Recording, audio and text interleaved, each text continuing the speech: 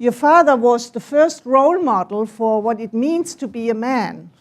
I mean, just think a moment, you know, your father was your first role model, what it means to be a man.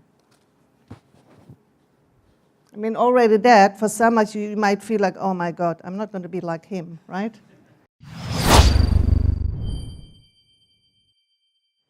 But that's exactly how it works. He is the role model. Mother is the first role model how women are. You learn that from mother, as the child learns everything from the parents.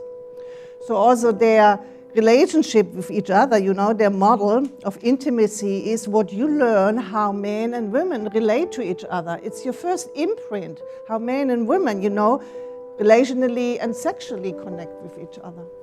So emotionally speaking, you know, I think you can't be an adult today, you know, without basically carrying, you know, some emotional wounds from the time when you have been a child.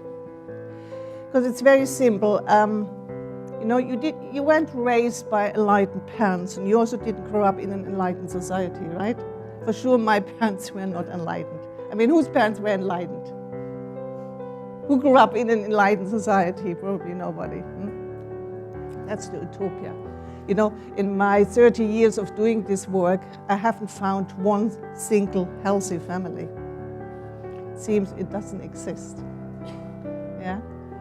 Because usually, you know, our parents, they have been, you know, they carry so much of their own unprocessed stuff from their parents and their childhood, yeah?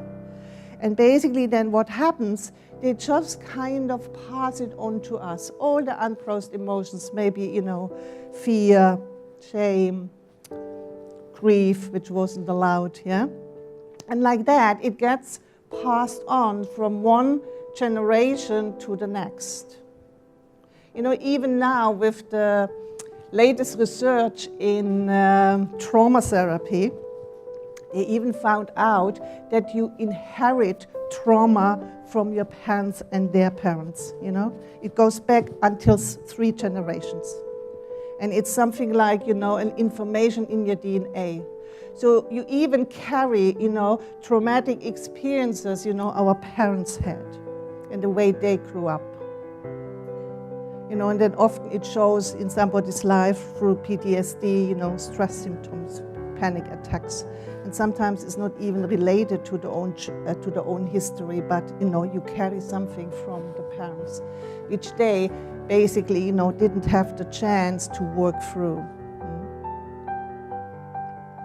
So the only way to stop that we don't basically pass on our unprocessed emotions, you know, from the past to our own children, is we break the circle. Yeah?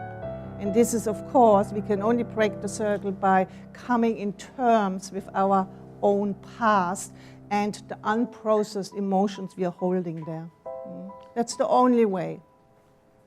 You know, otherwise we just keep passing it on. And I mean, look at the world. There's so much abuse happening, so much violence, and they all come from parents. Yeah? Where is that coming from? It's a little bit, we say, you know, pain, in a way, it travels through families until one is ready to deal with it. And face it and work it through. That's the way you stop it.